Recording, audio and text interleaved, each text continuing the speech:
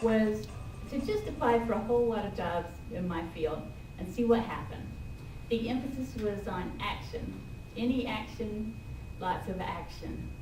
And I didn't really see the focus in that, as there were all types of jobs being suggested. When I first came to this counselor, I asked her, are you the kind of person who could help me find my life mission, life purpose, and help me find a way to integrate that with my work? Are you able to help me from a Christian perspective? And she said yes, that she was a very strong Christian and she felt she could do that. And this is how our first conversation started. But it had progressed to just apply for a lot of jobs in your field. And that wasn't what I wanted to hear, and it wasn't what I was paying her very handsomely for.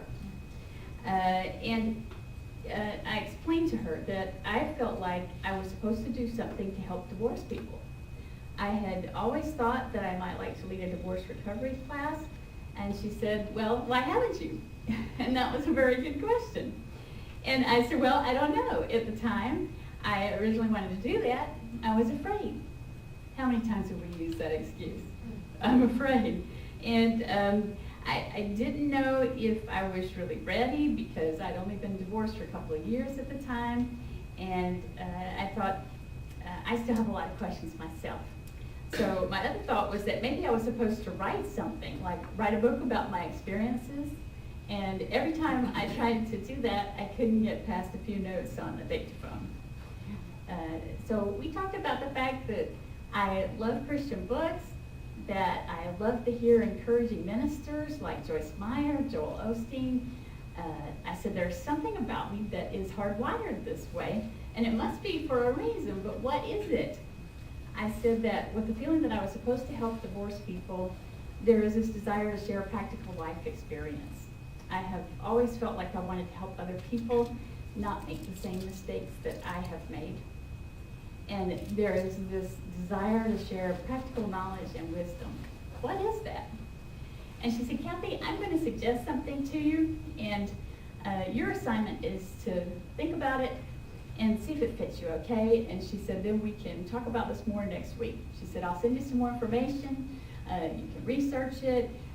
What do you think about becoming a life coach? And I said, what's that? The only life coach that I know is Tony Robbins. I said, nobody knows me. Who's going to call me? What is going to qualify me? And she said, there are organizations, Kathy, that will train you in a matter of months so that you can be certified, and with your communications background, you can become your own little mass media outlet. Remember, I was a communications major. She said you can write, speak, you can have your own website, you can develop marketing materials, you'll be able to use all of your gifts at once. Does this fit you? She said, because part of me sees you as a pastor. She said, is there a message there? And I said, oh yes, there's definitely a message. I said, I don't see myself as a pastor. I said, but I do see myself as a Christian teacher or encourager. And yet I also have this very practical part of me that says, if you want to get from here to there, these are the steps that you need to take. I explained that going through divorce required a lot of practical knowledge as well as a deepening spiritual relationship with God. I began to tell her about some of my experiences, and she said, when you talk about God, your whole demeanor changes. She said, I sometimes hear pastor of a church, but if you think life coaching fits you, I think that would satisfy so many areas of your life and what you have relate to me. So at that point, I began to search for coaching academies. Not knowing really anything about the coaching profession, I somehow instinctively knew it was Christian coaching that I desired. I did a Google search, and that's when I found PCCCA. There was something about it. I just knew that I should enroll in this academy. There was a message there. There was warmth in the faces there. Everyone looked friendly.